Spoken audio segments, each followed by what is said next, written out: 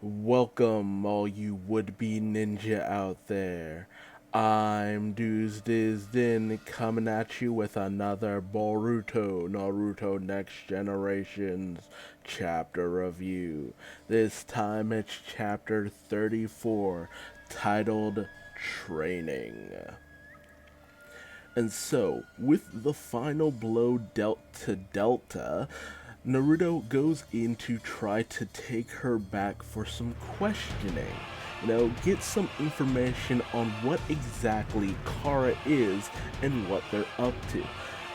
With everyone originally thinking he had killed her, but he's just like, no. A good leader wants to get information on their enemy. However, Kawaki warns him against this bit of foolishness as he hasn't dealt with Kara before. And as it turns out, Delta's body is set to self-destruct of all things. So he runs up, grabs the kids, pulls them a good distance away as Delta's body explodes. Which, is a sensible thing to do. Her body is technology, a very advanced technology that you would not want getting into the enemy's hands, as, was a big thing back in the earlier days of Naruto, that you don't want the person's body lingering because that's all their secrets, their techniques, all their jutsu. And especially in terms of technology, self-destruct seems like the most rational thing to do, as you don't want this coveted technology that you're embedding in them getting into your enemy's hands. So that makes sense there. But, Naruto saves all the kids, they're safe, but Delta's drone still lingers, and then that goes flying back to base. Meanwhile, Kashin Koji is still observing things through his toad, still being a Jiraiya-looking motherfucker. Although he does note that the power that Naruto displayed would not be enough to defeat Jigen. And I'm of the opinion of, you've barely seen anything that Naruto has been able to do. Like, I heard a lot of people in the comments being like, how dare they even remotely try to say that Naruto wouldn't be able to handle Jigen. But again, Naruto was not trying to kill Delta, he was trying to capture her. This is him holding back, and I get it, he should have destroyed her in an instant, I'm of the opinion that, you didn't see nothing. You didn't see anything that Naruto is truly capable of. Once he starts pulling out that full Kyuubi cloak, summoning giant Kurama and whipping out all the various powers of the, tail beast and all that good stuff, yeah, then we're gonna see some rock and rolling right there.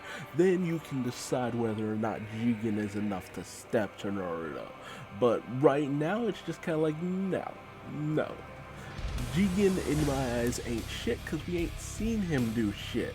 Unless Jigen pulls out some god-level ability at some point, we don't know what Jigen's capable of, and we don't know if Naruto would be a match for him or not. We know nothing, and, don't assume anything at this point is what I'm trying to get at. Although Kashin Koji does state that everything comes down to karma and the secret behind it. And he says that the key to Jigen's weakness lays in the hands of Boruto Uzumaki. So it's trying to set things up that, Boruto is the only person to truly take down Kashin Koji in the end. He will be the only one to truly defeat him, which again is very debatable. We then cut over to the science division, where they're trying to kind of set Kawaki up for getting a new robotic prosthetic arm, since his other one got blasted off, but it's stated that, it'll take a good amount of time to try and get one in so that he is able to properly use his own chakra to move it. and they can't use one of Naruto's because his is specifically keyed into his chakra. Exactly, no substitutions, exceptions or refunds, whatever. But Naruto says, bring out, one of my spare arms. He imbues it with his own chakra and connects it to Kawaki. And it's stated that, while this does work, Naruto would have to constantly supply it with his own chakra. Naruto says it's kind of the equivalent of just keeping a shadow clone going, and that Kawaki won't be able to use it when Naruto is asleep, because his chakra won't be viable at that point. But Kawaki does kind of question Naruto about some of this and why he'd go this far. But Naruto kind of plays it off. We even have a joke about Boruto saying, I kind of want a robot arm, and he's just like, oh. Kawaki says, yeah, I'll be sure to blast your right arm off, then you don't have to deal with karma anymore. So a cute little, everybody laughs together, celebrates and all that. Meanwhile, Delta, we see, actually has two other spare bodies. And as her drone comes into the base, it hooks things up and, uploads her brain, which looks like it's done through Bluetooth or some crap. And she just bursts out of her little, sarcophagus or whatever, completely pissed. She is extremely mad about her defeat at Naruto's hands. And, a run-in with Boru and Code just kind of rubs salt in the wound for her for the most part. They kind of come to be like, yeah, well, he was the Hokage. He's not like some weak dude or whatever. But Delta has having none of it, trying to, taking swings at them and stuff like that. Boruto's just like, well, sorry, not Boruto, Boro. It's just kind of like, well, I figured you'd be a little upset or kind of moping about it, but it seems like you still got energy to spare. Coach just like, well, if you were someone to take down the Hokage, me and Boro wouldn't be here. We're the next level up. We can take it to that Hokage douchebag and all that. Lots of posturing and preening and stuff like that. Everyone wants to take this swing at Naruto at this point. But Jigen's just like, nope, enough. Settle the fuck down, especially you, Delta. You just got your ass handed to you. Stop thinking you're hot shit. Um, I told you just to go collect Kawaki and come back with Kashin Koji. Speaking of which, where is that Jiraiya looking motherfucker? And Delta basically spills the whole beans because she never liked Kashin Koji's ass to begin with. Um, and she states that Kashin Koji allowed Kawaki to be captured by the village hidden in the leaf, and that Kashin Koji is watching over him at this very moment. Boru's just like, what the hell? Like, was it the mission to stop that from happening? What's going on? And Delta's just like, well, yeah, I was originally moving in to do that. That's the whole reason I went toe to toe with that monster Naruto in the first place. But Koji stopped me. He said he wanted to get some information from having, Kawaki joined in with the village hidden in the leaf. And Jigen kind of has this very annoyed look, like he's just like, that motherfucker. So it's obvious Kashin Koji is playing by his own rules. And even Delta even goes as far as to mention the fact that Boruto Uzumaki has karma as well, which immediately catches the attention of the doctor as well as Jigen, because it's kind of like they're taken off guard to a certain extent. Originally they thought it would have been like, because they knew that with the death of Momoshiki, it would come with the passing on of karma, apparently. So apparently that was something that was always viable. But they're just like, wait, you don't... So it wasn't Sasuke or Naruto, it was Boruto who was given it? I mean, like, yeah, he was there, but that's odd. But Delta confirms it, she witnessed it, she witnessed the fact that Boruto and Kawaki's two karma marks resonated with each other. Yes, it is indeed karma. And, Jigen is kind of amused by this, having, not expected this. He calls Momoshiki that damn Momoshiki, so no love lost between them. They weren't teamed up or anything like that. But the Otsutsuki clan definitely plays a role in this whole karma thing, which gives a little bit more credit to this because, yeah, of course, something dealing with the Otsutsuki clan would continue to be the main driving factor, because the Otsutsuki clan is like the really big bad of like the later half of Naruto and all this good stuff. The whole Kaguya, Momoshiki, just all the every step of the way, you gotta know Tsusuke in there at some point, just dicking around with Earth at some point in some way.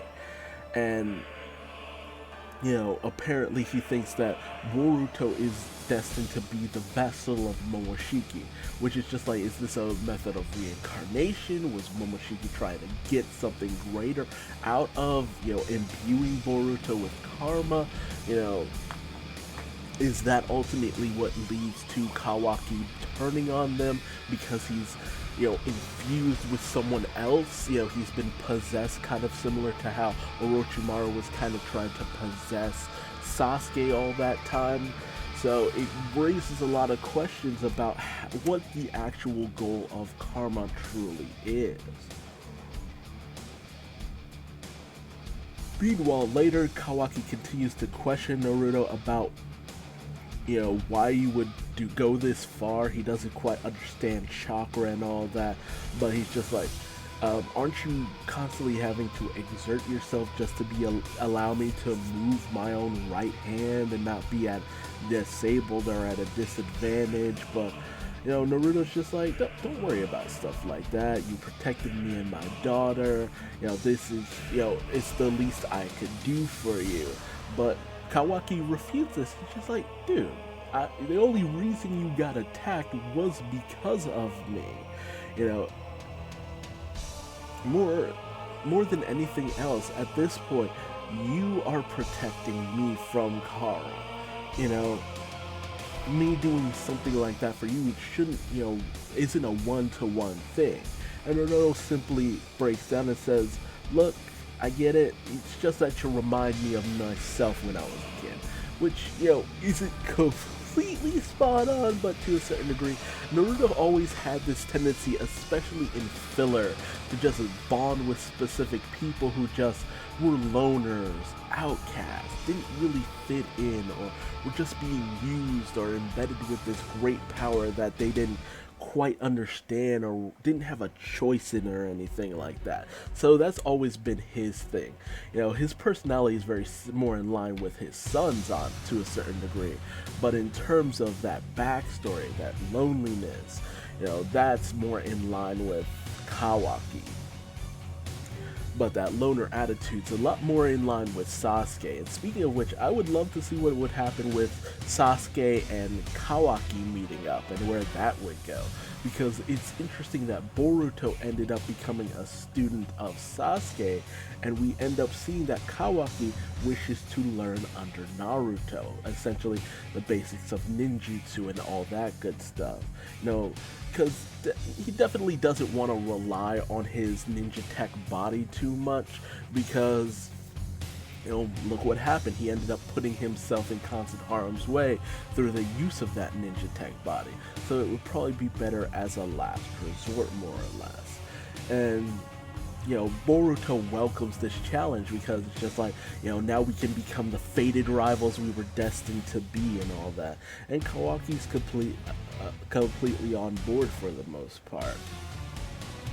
We even see him basically just hanging out with Naruto and, the rest of the gang and all that good stuff. Just kind of integrating himself with their friends and, the group, and just kind of chilling out. There's no real animosity. There's no weird bonding moments. We'll save that for the anime and all of its filler bullshit.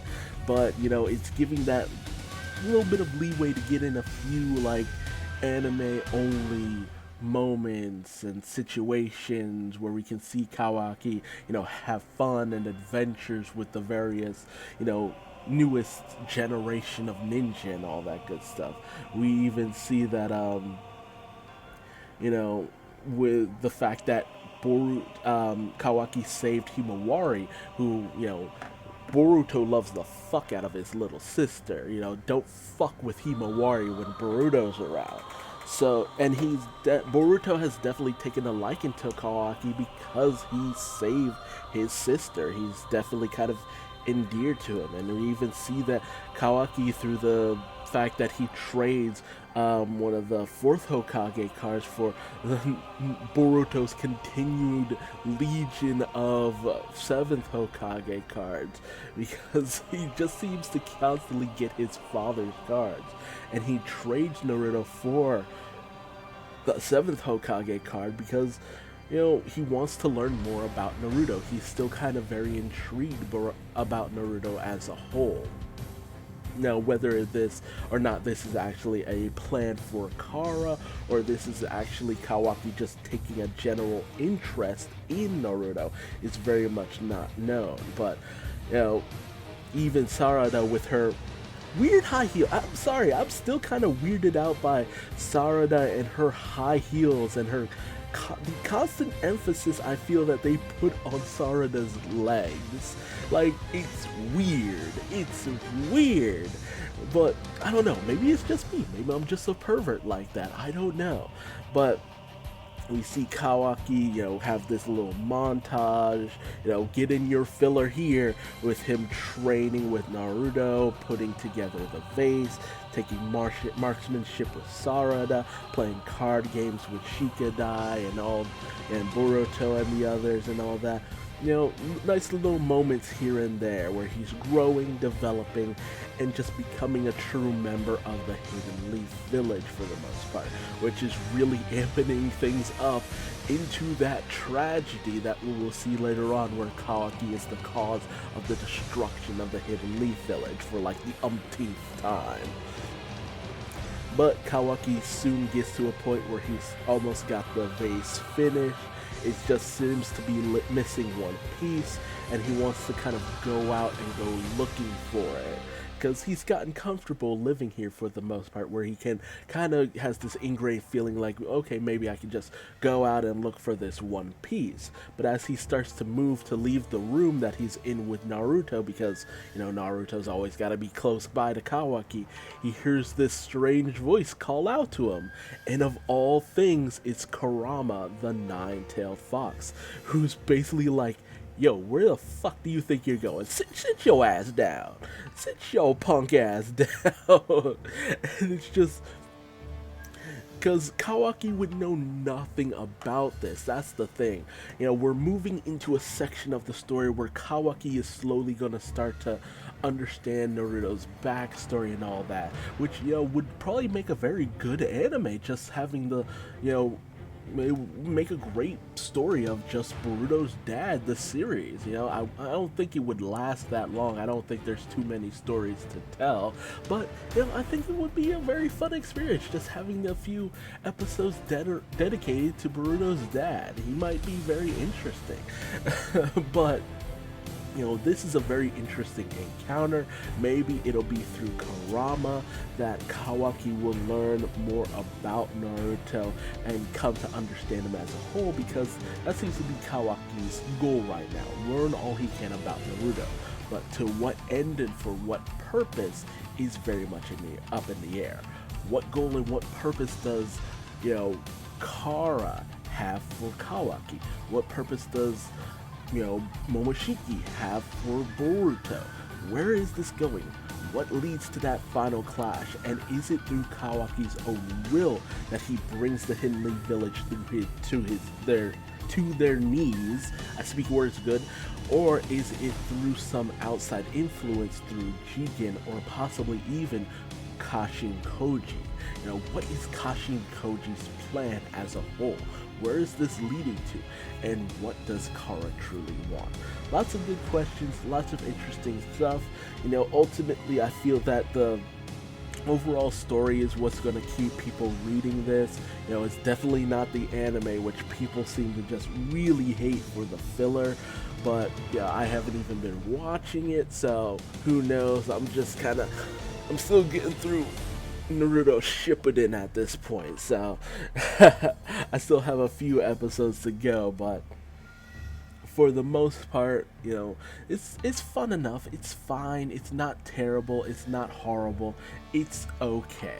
But tell me your thoughts in the comment section below. Tell me your thoughts, theories, expectations. Do you feel that you'll drop off because they ain't doing your boy Naruto right? You know, they making him look like a chump.